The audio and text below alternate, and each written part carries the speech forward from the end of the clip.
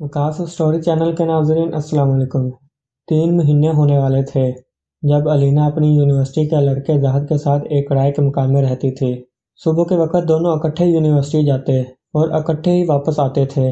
اس سے پہلے وہ اپنی یونیورسٹی کے ہاسٹل میں رہتی تھی، مگر زاہد کی محبت میں گرفتار ہو کر وہ اس کی بغیر نکاح کی بیوی کا کردار ادا کر رہی تھی۔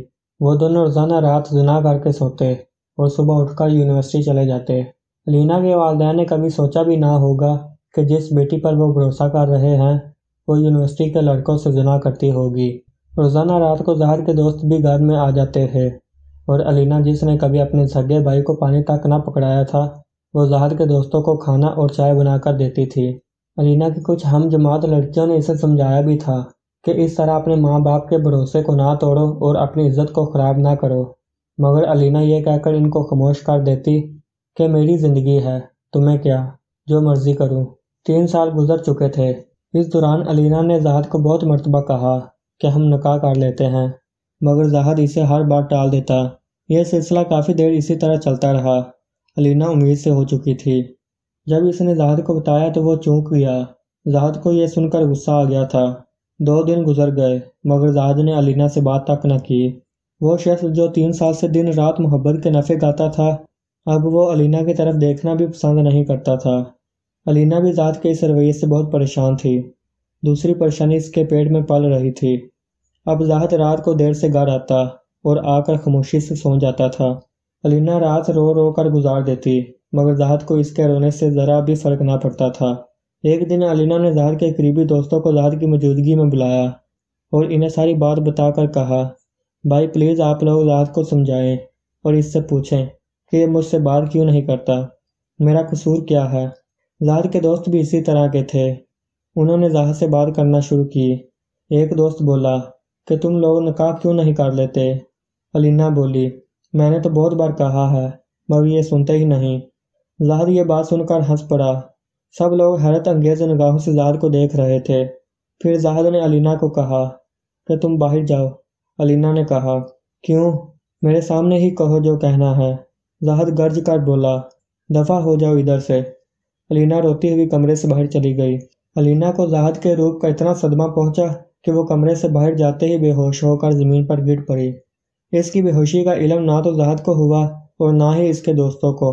وہ لوگ اپنی باتوں میں مصروف ہو گئے۔ جب علینا کو ہوش آیا تو اس کمرے سے سنائی دینے والی باتیں یہ ہیں جو علینا نے دروازے سے باہر کان لگا کر سنی۔ یار تم لوگ پاگل ہو گئے ہو کیا؟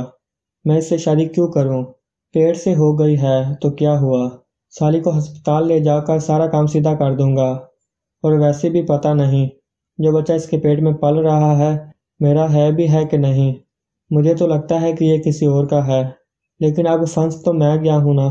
تم لوگ ہی بتاؤ، جو اپنے ماں باپ کو دھوکہ دے کر 3 سال سے میرے ساتھ سو سکتی ہے، وہ مجھے دھوکہ دے کر کسی اور کے ساتھ نہیں سو سکتی کیا؟ اور کیا پتہ تم میں سے بھی کسی کے ساتھ اس کا چکر چل رہا ہو اور مجھے علم نہ ہو۔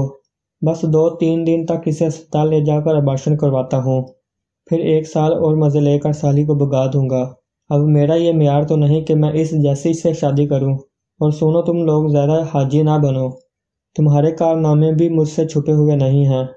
زاہد اور اس کے دوست زور زور سے ہنس رہے تھے اور زاہد کہہ رہا تھا کہ اب تو سالی سو رہی ہوگی، کل اس کی بستر والی ویڈیو بنا لوں گا، پھر یہ ہم سب کی رکھیل بن کر رہے گی اور کچھ بگاڑ بھی نہیں سکے گی۔ علینا کو اپنے کانوں پر یقین نہیں ہو رہا تھا۔ وہ اپنے کمرے میں گئی اور اندر سے دروازہ لاک کر کے ساری رات اپنی غلطیوں کو روتی رہی۔ صبح 5 بجے زاہد نے دروازہ بجایا تو علینا نے دروازہ کھولا اور مسکراتے ہوئے چہرے سے زاہد کا استقبال کیا۔ زاہد بھی اپنے بنائے گئے پلان پر عمل کرنے کے لیے ہونٹوں پر مسکان سجائے ہوئے تھا۔ اس نے علینا کو گلے لگایا اور کہا کہ سب دوست جا چکے ہیں، میں نے تمہارا بہت دل دکھایا ہے، چلو یار آج سارا حساب برابر کر دیتا ہوں۔ یہ کہہ کر وہ بیڈ پر لیٹ گیا۔ زاہد نے اپنی قمیض اتاری ہی تھی کہ علینا نے چاقو زاہد کے سینے کے آر پار کر دیا۔ زاہد چند لمحوں میں ہی تڑپ تڑپ کر مر گیا۔ علینا کی حالت غیر ہو چکی تھی۔ وہ فرش پر لیٹ گئی اور زاروں قطار رونے لگی۔ 7 بجے تک زاہد کی لاش بیڈ پر پڑی رہی تھی اور اس کا منہ علینا کی طرف تھا۔ علینا نے حقارت بھری نظروں سے دیکھا اور ایک لات ماری تو زاہد کا منہ دیوار کی طرف مڑ گیا अलीना ने कपड़े बदले और बुर्का पहनकर बाहर निकल गई। वो खुद से बातें कर रही थी और अपनी किस्मत को कोस रही थी। इसे अपनी गलतियों पर पछतावा हो रहा था, मगर अब वो अपनी गलतियां सुधार नहीं सकती थी। इसने खुद से कहा कि मेरे साथ ठीक ही हुआ, मेरे जैसे का यही अंजाम होना चाहिए था। नहीं, बल्कि ये भी बहुत कम है। ये सोचते हुए वो रोड पर चलने वाले तेज़ रफ्तार ट्रक के सामने कूद पड़ी और अपनी जान गंवा दी। मेरी इन तमाम लड़कियों से गुजारिश है जो यूनिवर्सिटीज़ में पढ़ती हैं, वो ऐसे कामों से बचें, अपनी पढ़ाई पर तवज्जो दें और वालिदैन की इज़्ज़त का ख्याल रखें।